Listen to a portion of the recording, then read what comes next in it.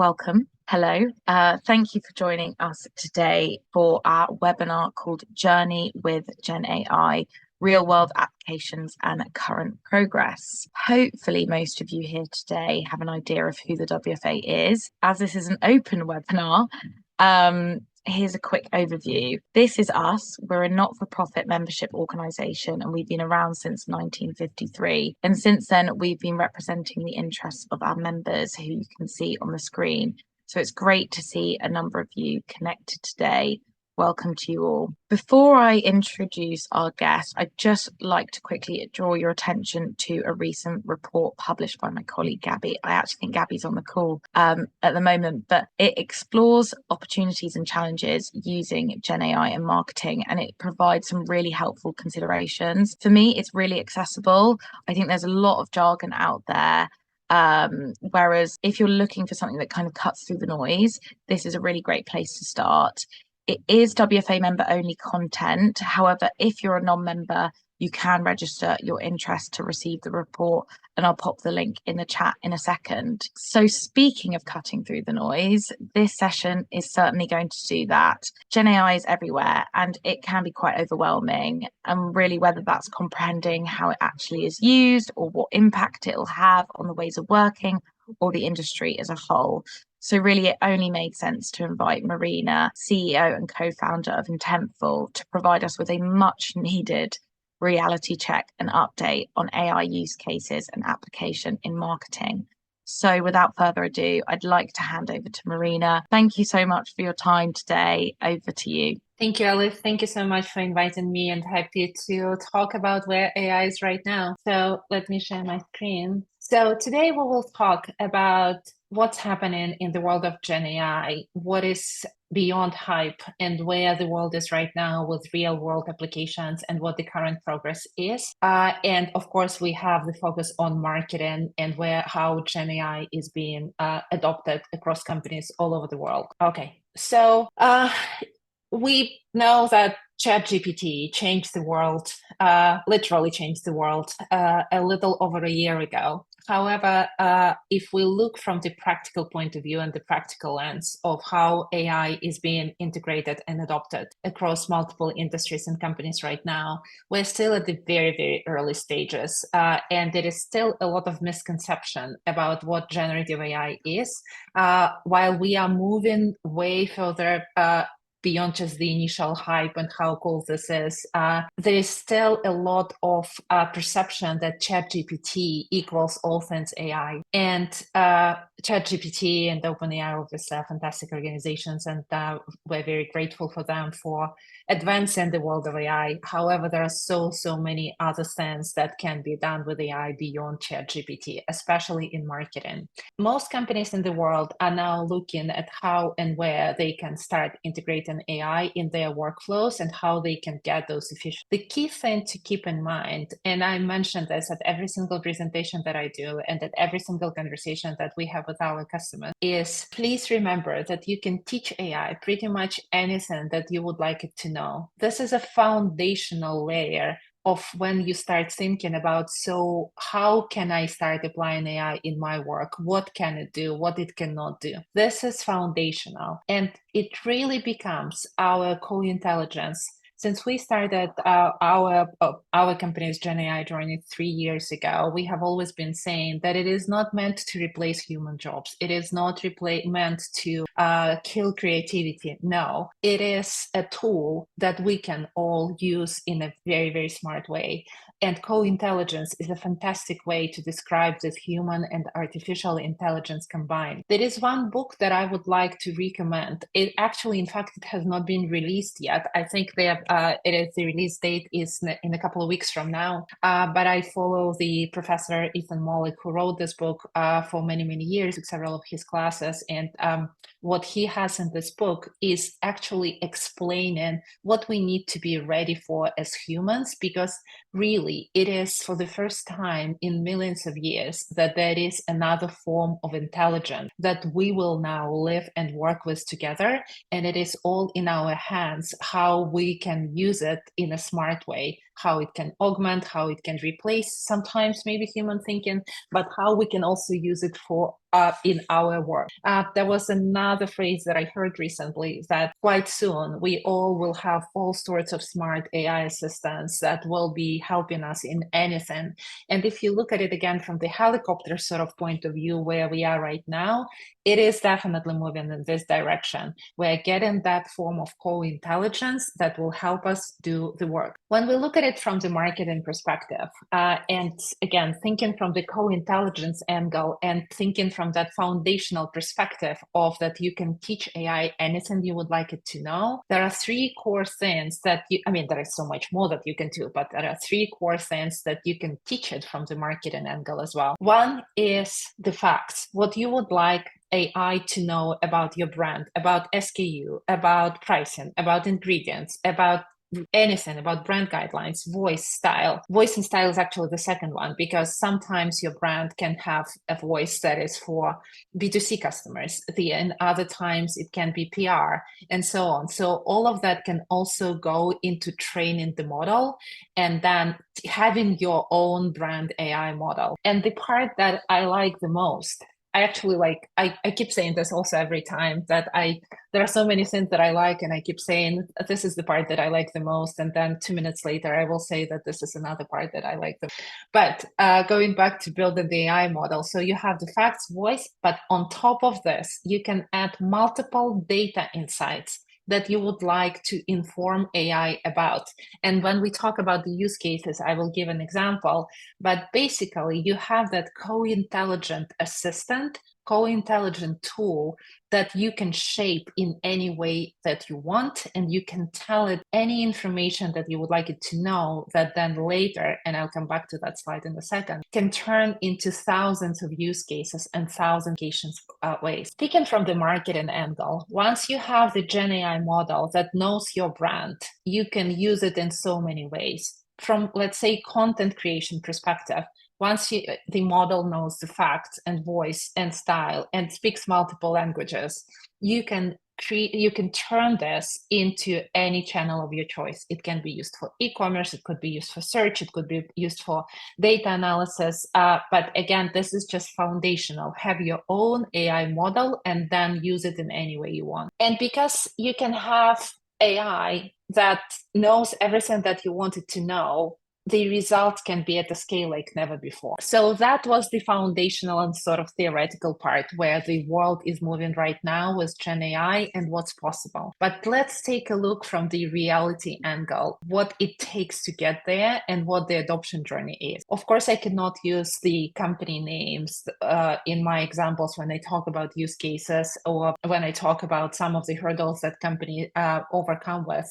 So I created a list of the use cases that I know of taking place all over the world, as well as the common hurdles that most of the companies have. Hopefully this will be very helpful and will save you some of the time if you are looking at the same, if you're at the same journey right now. Most businesses look at two streams. One is using AI to create operational efficiency, and the other one is coming up with ideas where AI can be applied to create new revenue. Top use cases that we have seen last year and that we see being rolled out this year are in these areas, and we'll talk about each of them in a second. But briefly, marketing is the one that spends most of the time looking in terms of how and where AI can be applied. It may not always be moving super fast, but it is moving and there is progress, and which is great. Customer support is probably the area that will evolve the first, because we are now seeing the process of old script-based chatbots that all of us don't really like when we need to find some answer and we cannot get that from the script-based chatbot. This is being completely replaced now with AI-powered solutions. Knowledge retrieval, data insights, conversational AI, custom use cases, and data monetization. Let me walk you through each of this. So in marketing, and again, there is so much hype and there is so much still conversation in terms of what can be done, I would like to walk you through what's actually happening and what's possible. Text-based content is the one that is being used the most and being advanced the most, and for a very clear reason why. Because the advances in the technology itself are the best in the text-related areas, and with GPT-4 and all other models that are as advanced as OpenAI's, even though there aren't that many yet, text-based content is getting a lot of attention. However, again, I would like to emphasize that using just ChatGPT or using just any model for the sake of creating more text, more written content doesn't work. The benefit, the essence is when you can have your own model that you can shape in any way that you want, and that the efficiency, that major percentage savings and relevance and everything that comes when you have the model that knows your brand, and then you apply all of the power, the AI engine to it. SEO is one of the most obvious use cases, and we are talking not just about old SEO or traditional SEO, but we're also talking about conversational search. If you haven't really explored conversational search yet, I really encourage you to look into it and Google it and see what it is, because everything is really evolving towards conversational experiences. Unlike having the old list of links in Google search results, we are now used to the experience of ChatGPT, where the response comes back as a conversation. And obviously Google does the same thing, and we will be seeing this transition to all things conversational across all channels.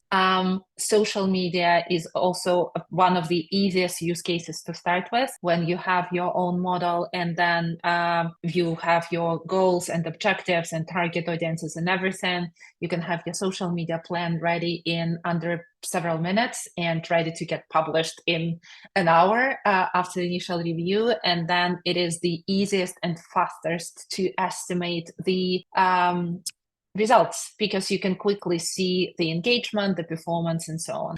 Of course, everything that has to do with text-based ads also falls into the same category.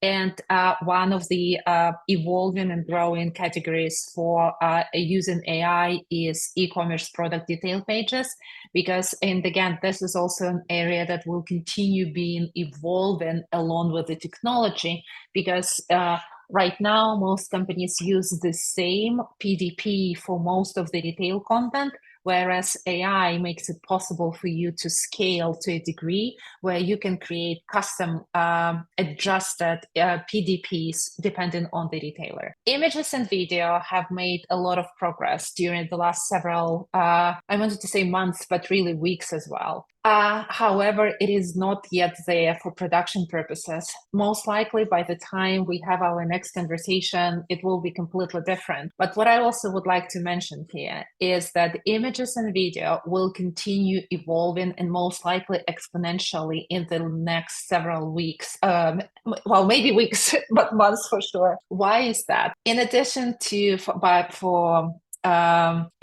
companies like OpenAI and Meta and others providing us with the ability to use AI to create images and video, these visual components are fundamental, are foundational towards AGI. And we'll talk about AGI, artificial general intelligence, closer to the end of the webinar. But it is super important to teach the AI model to read and understand and work with visual content and not just text content. Without it, AGI would not be possible. Again, we'll talk about this later, but as you see more advances in all things video and all things images, you can also make an assumption that we are getting closer to AGI. Programmatic fraud detection is one of my favorite use cases as well. See, I'm talking about favorite again. What's possible is you can use AI with vision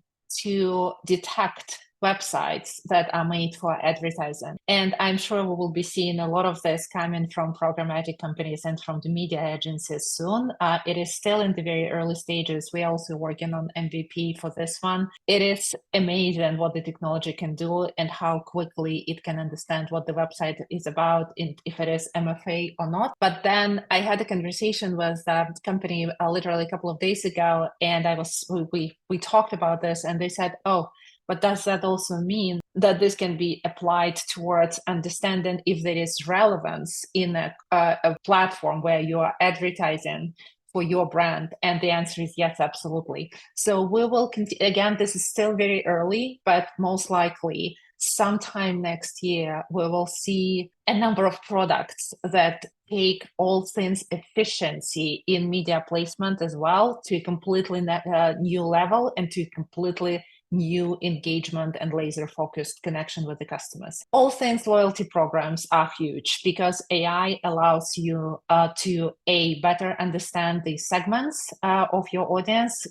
and we'll talk about data insights in a couple of minutes, but you can use AI to create content that is specifically and relevantly targeted towards your particular customers and all of the goals that you have, and go in at much broader level than it was possible before. And then there are a number of custom use cases that are being described every time we have a conversation. There is always this more or less standard set of use cases, and then there is always, can AI do this? Can AI do that? And of course, we encourage everyone to experiment and see how AI can be applied once you have that model that knows your business and goes beyond a standard set of knowledge retrieval. Is relatively, it is not as widespread yet, but it will be. And soon we will all be using this as something that is so usual for all of us. And I'll come back to the use cases in a second. For those of you who joined our webinar several months ago that we did with Alice, I showed an example of the report that we had from WFA Project Sprint. It is a 80 page report that has a lot of super helpful information. But if I don't have the time to read all of it, or if I would like to quickly find a piece of information, and I'm just demoing this as a knowledge retrieval example, I quickly create a solution where AI knows all of the content from this, and we called it WFA GPT just for fun. So I can ask AI, tell me about Project Sprint. ChatGPT does not know that because it does not have that information in its knowledge base, because this is proprietary information that only WFA has and its members have. And in under a minute, definitely in several seconds, I get the summary of what I wanted to what I would like to learn. I can ask all sorts of questions. I can ask clarifying questions. I can ask questions in different languages. I can shape it into the length of responses that I want. I can ask clarifying the follow-up. If I did not understand something, I would like to understand it better. So obviously this is not a chatbot. This has nothing to do with chatbots. This is really the knowledge retrieval product where you can interact with information in any way that you want and learn so much faster. This adds a lot of efficiencies, and it will be the technology itself and the approach itself can be applied in so many ways. First is documents. Working with reports like Project Sprint or any other information, all of the files that you have in your SharePoints and Google Drives where you need to find some information. And I think both Microsoft and Google are doing a great job with advancing these features. But you can also use this technology to apply at a broader scale. So for example, with procurement, there are always quite so many rules that everyone needs to understand and everyone needs to follow. The same with HR and all other disciplines. A lot of information. So instead of finding where is that document, where is that file that has rules for new supplier onboarding in the generative AI space or in content automation or in media, you can have a conversation like this and you can ask questions and get answers immediately and then have a link to that document on SharePoint or somewhere. And that creates immense efficiencies. And this knowledge retrieval approach will also be used in customer support. This is something that is also at the very early stages, but if you haven't looked at this already as a use case, I really encourage you to, because this is going to be transformational for all things customer service. Think about how your customers, how your consumers find information about your brand, about your product, about your retail availability, and any other channel where you interact with the customer. Is it easy? Do they have all of the information that they can find, that they need immediately available? Does the product description page include all of the details that they would like to know? That's not always the case. AI makes it possible to create that model, as I was showing initially, and teach it everything that you would like it to know, from ingredients to, I usually give an example, when will my wrinkles go away? Any kind of information that you think will be important for your consumer to know. And then in a format similar to the knowledge retrieval, and this has nothing to do with script-based chatbots, the old chatbots where you're trying to get some information, and unless there is an exact match in the chat script, it would not be able to respond. So this customer support and this conversational experience is really redefining and will continue redefining how we connect with our customers at a scale like never before. I really, really encourage you to look into this, because obviously everything is important. Every single marketing initiative and discipline is important, but this is fundamental, and this can be also launched super fast. And you can also enhance it by connecting with the consumer data that you already have and be even more productive and be even more relevant to what your consumers are searching for. I remember some time ago, I came across numbers in terms of how much money is lost in retail because people cannot find what they are looking for. And if I remember correctly, it was $2 trillion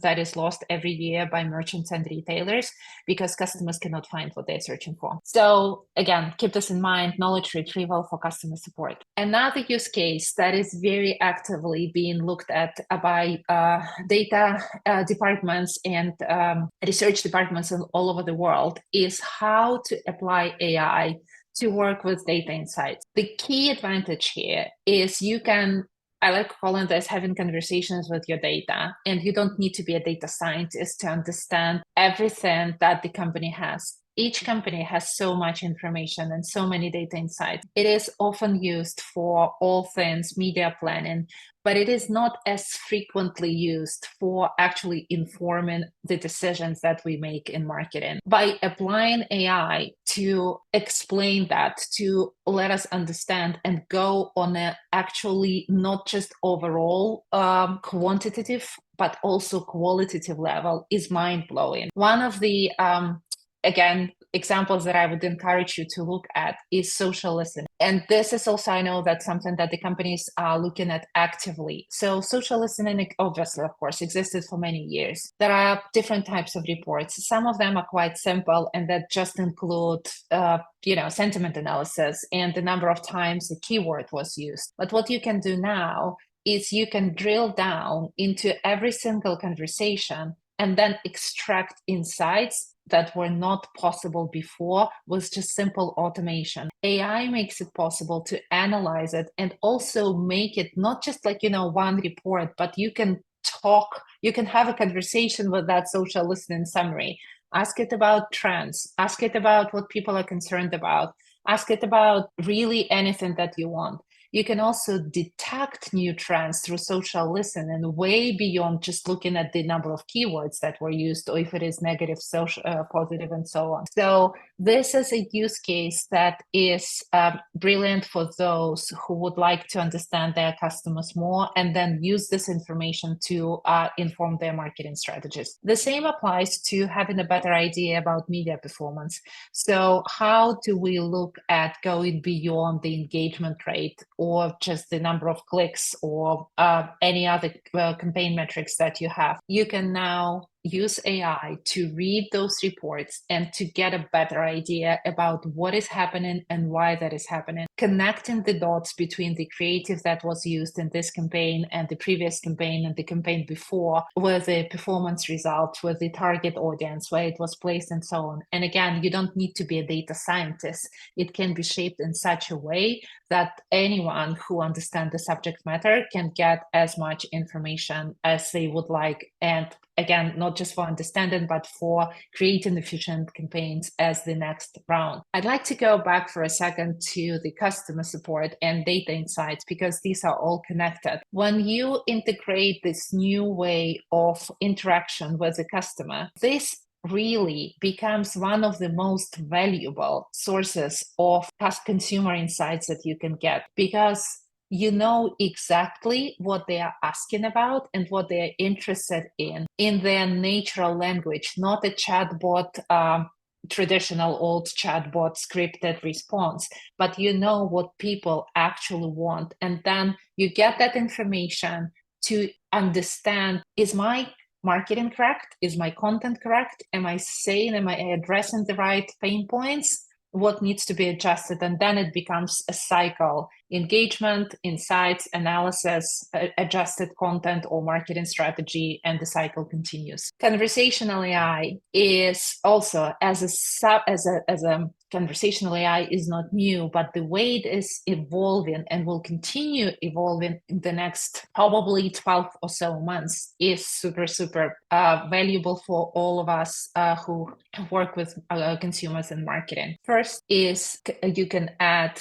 conversational AI to your e-commerce or brand.com product detail pages. And just as we talked about getting insights and being able to answer the customer's questions, this is taking the interaction with every single customer to a new level. You can use generative AI to provide them with the information, and then conversational AI to guide them towards a particular action, a particular step. It can be conversational commerce, it can be signing up for a newsletter or any other action that you would like them to do. Again, the interaction itself is changing completely from just static getting the information from a website or an app or a retailer. It becomes a two-way interaction between the brand and the customer. Conversational ads is also something that is coming up, and that means that people can ask questions about what they see in the ads without actually having to click through a landing page. And landing page can also be conversational. So the concept is that everything becomes a two-way interaction between the brand and the consumer. Most companies are only starting their journey here, and they are only just scratching the surface in understanding what's possible. And again, if this is not on your list of use cases to explore in generative AI and conversational AI, I really encourage you to add this, because it will help improve your sales and your conversion results no matter what the goals are. Data monetization applies to only certain categories, and that's mostly retailers, publishers, mobile network operators as some of the examples. Building on the same approach as I was just mentioning in terms of how you can drill down to every single interaction, how you can drill down to so many data points. Retailers and everyone who uses data as their way to make money, this is taken to an absolutely new level, because the level of detail and understanding customers without crossing privacy boundaries, absolutely, but it gets to a completely different level, and it can provide brands and advertisers with so much more. So these were, and I'll go back for a second to the overall top use cases. So marketing, every single aspect, customer support, take a look at it and this is also connected with conversational AI and conversational commerce, but take a look at this as a way to start engaging with your audience on a new level without really spending a fortune on this. Knowledge retrieval is something that makes our lives easier. If you don't have something like this in your company yet, ask your IT department, because they might already know something that is in place and has been installed. Data insights allows understanding, AI allows understanding so much more. And these are the use cases that are already being rolled out. It's not something that I just made up for the webinar. This is something that is actively being launched in companies all over the world. However, as much as it is exciting, it is, again, a year ago when it was just ChatGPT was launched, there was so much excitement, there was so much hype, there was so much conversations. It is still the case, but now we are more on the reality side of things. And this also comes from the companies around the world and different conversations that we see and different experiences that are taking place. First, because everyone is excited and because everyone wants to be using GenAI, there are a number of initiatives that are actually siloed and people are doing their own thing. Because it is uncoordinated, there is duplication of efforts and costs. So most companies are now, the ones that are advancing AI and that did not drop this initiative, they are centralizing policies and they are centralizing approaches and introducing governance in terms of how and when and what to do with AI. The other one that is super important, and it is not as visible yet, but it will be, especially in the next, again, 12 to 18 months. Once AI starts changing the way we work, you will see it more and more that it's not really actually liked by everyone in the company. And there are a couple of reasons for that. First, we as humans are wired not to like change. So if you see a little bit of a pushback or a lot of a pushback, it's not always because someone doesn't want it to be or doesn't like it. It's just because we as humans don't like change. And that's why these new workflows require a lot of hand-holding and adjustment. Then there is another reason why. There are things that we don't always think through. So we think about the efficiency that AI can bring, but we also need to think through the flow of what happens after that. So I like giving an example with content creation, which is super simple to follow. So let's say a copywriter used to create 3 pieces of content a week, and I'm making up numbers. Now with the help of AI, they can create, let's say 30, I'm not even talking about 300. But that same copywriter would like to review everything that they produce before it gets released to being published. And our human brain is not wired to process 30 articles and not 3. So that means that either details will get missed or either more people will need to be added in the process, but some flow will need to be adjusted. Some steps in the flow will need to be adjusted. So when you think through the use cases, think about not just the first step in the efficiency, but what it means from the overall workflow perspective as well. And that also is about adoption. It is so important to have the person in your team who is that AI adoption champion, because it is not just about launching the use case. It is following through and making sure that people actually use it, that everyone understands that it is not immediately ideal and perfect and requires tweaks, that they don't really fall back to the old ways of working, or if they do, why is that? And we actually even encourage having KPIs, not in terms of the introduction of the use case, but also in terms of applying that adoption KPIs. Do people use it? If not, why? What needs to change, and so on. Data privacy has been an issue, especially at the beginning of last year. I think now it is a little bit more obvious, and the policies and practices are already being in place. However, there are still a lot of concerns about the data leaks, which is a reasonable and very good concern. And what we saw, especially last year and at the beginning of this year, is that all of this data privacy related questions and also ID guidelines as well delay the rollout of the use cases and solutions. IT, I encourage you to bring in IT as early as possible in the process, because IT teams are also still figuring out what the process is, what the approach is, what the vendor assessment should be. And it is very, very important to make sure that your use case launches are not delayed because there are other departments that were not involved at the very beginning. because we have seen how this is happening and how this is changing, we also see that across companies and industries worldwide, there are now initiatives like AI integration programs.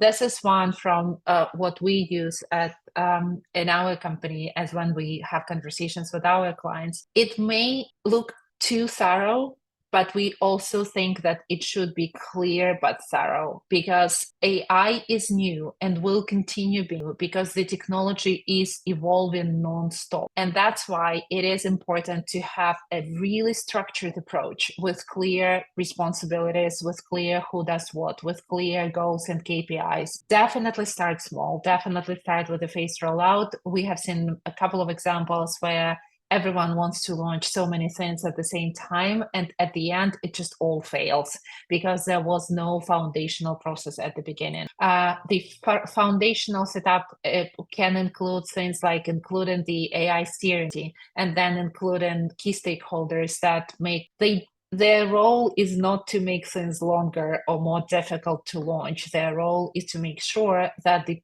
standards are in place and everyone in the team follows those standards. Of course, there needs to be AI policies, including what I was talking about, the data privacy and guidelines. IT infrastructure is also super important for rollout. And again, involve your IT teams and cybersecurity teams as early as possible. Do not launch huge scale projects immediately. Start with the POC, have a detailed plan for understanding what that POC is, how to deploy it, how to scale it, at what point you are going to be reviewing the KPIs. It may sound easier than it is because, again, we all have so many things to do. We all have different views, and AI is still new. There is still so much to learn. That's why taking multiple steps, even if it may seem slow, it will actually get you to completion much. And then an adoption and continuous innovation. Speaking of continuous innovation, my recommendation is not launching any projects that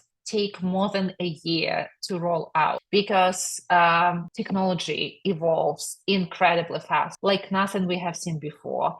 And so there is a risk that if there is something that takes a year to launch, by the time you get to launch, it just will be obsolete. And so everything that we talked about, all the use cases and all of the opportunities that AI brings, is taking the customer engagement at a new scale. And most likely that would probably be a topic for a completely new session, a completely new webinar. But think about it from all of the marketing, from all the different angles. One, you can know so much more. And again, I'm not talking about crossing any boundaries of privacy or data. We are talking about access to the same information that we already have, but being able to understand it and to analyze it so much better and then think about all of the what you can do with this knowledge and what you can do with this analysis and how you can turn it to relevant, laser-focused communication and engage literally with every customer at a scale like never before. I'm not talking about personalization. I'm talking about relevance in communication with every customer because of the AI capabilities that can be applied at every single discipline or use case that we talked about. And would like to ask you a question.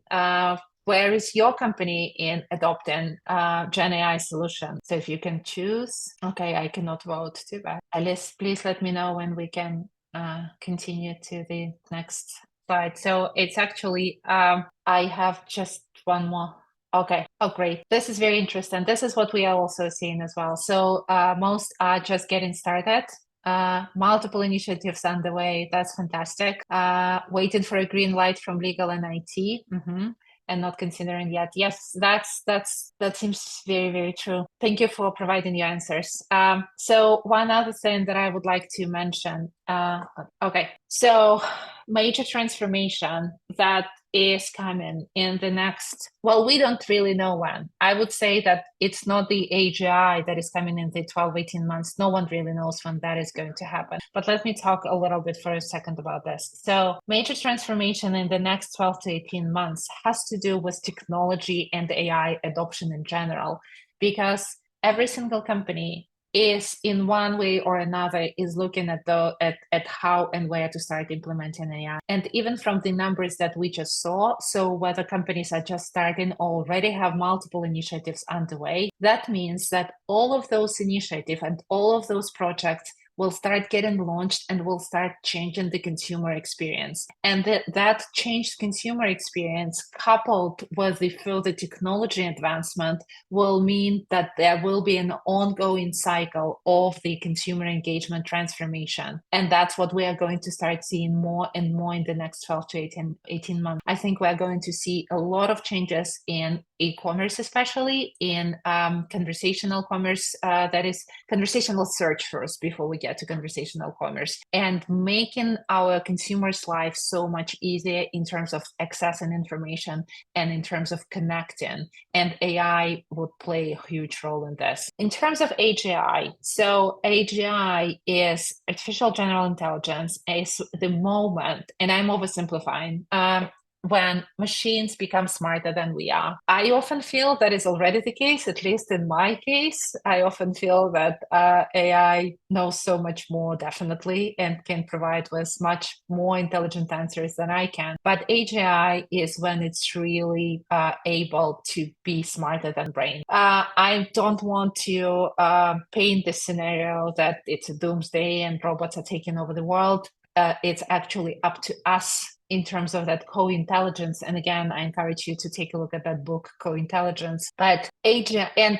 another thing, important thing to mention, it's not going to be like, a press release announcement, AGI is here, ready to go. No, it is a process that is continuous, that is, we are getting there, but we are not there yet. It is definitely not going to take place in 12 to 18 months because the computing power is not there yet, and because the devices are not there yet. This is super important, but we are gradually getting there. And again, please take a look at how the images and video is evolving, and the more that evolves, the closer we are to AGI. And one last thing, AGI will yet again change how we work and how we interact with our consumers, because a lot of work, way more work, will be done by the machine. And I mean it. It's not like, some futuristic scenario. This is actually going to happen unless something major happens and all AI development is stalled. But it is going to be fascinating. And hopefully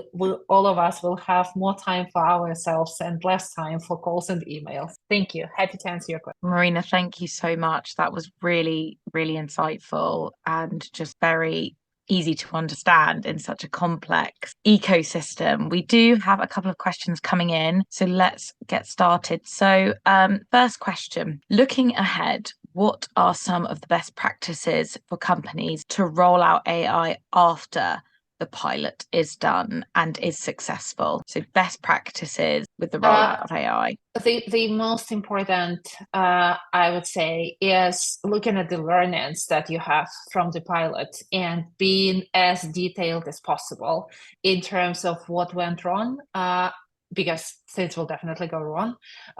What can be improved? What are the efficiencies? What went completely not as expected?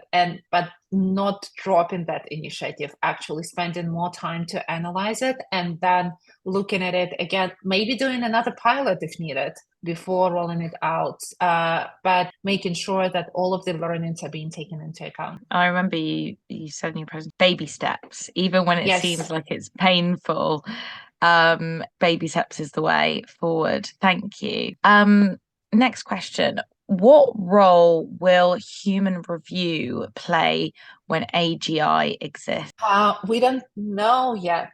I mean, at this stage, AGI is still a concept, and we can assume what it is, but we don't know yet. I hope that we will be, so again, co-intelligence, we will be directing AI what needs to be done, and hopefully we will all enjoy having more time to ourselves and do what we love and be creative about that. Yeah, good answer. Next question. So someone's asking, tapping into your expertise, are there any qualitative and reasonable AI voice over available to your knowledge? It is. So there are a couple of, that's a great question. So I think you will see, I don't want to say it's a breakthrough, but there will be more options that are available in the next, I would say, 3 to 5 months, because there has been a major progress again, and there will be more solutions that are available soon. But definitely there are a number of developments that are taking place in both text to speech and speech to text. And that means that you can start using that for voiceover as well. Very exciting. Another question. Do you think legal regulations are required to ensure the AGI future is fair for everyone? Yes, I think that we do need legal regulations, and I'm happy to see some of the multiple actually initiatives taking place in different countries. I don't think that they're actually looking at AGI. I think they're just looking at AI in general. But I'm happy that there is progress, and hopefully those will be in place before AGI is. Yeah. I've read a lot of articles about regulation that's going on. Do you feel like we're ever going to be regulated enough? I guess it's country dependent, isn't it? I think it is. I think it is. I don't think that we will. I think it is. It is a difficult. It is a difficult question, and I don't think that we will ever be regulated enough, but I don't know if we need to be. So it's a complex subject, but definitely we humans need to take part in understanding how we regulate AI and AGI. Yeah, and I guess it's a kind of a call to organizations to be as regulated as possible, Right. even if the country that you're operating in isn't as regulated. Next question. What are some of the critical KPIs for measuring the impact of AI? It is a great question. So I would suggest the KPIs definitely need to be the ones that are set by your team, but what you are trying to achieve. So when you start with applying AI or making a decision that you want to roll out AI, you have a goal of why you are doing this, what you are trying to achieve. So the same way as you would be defining KPIs for any project done by human or by company or by automation, the same way would apply to AI.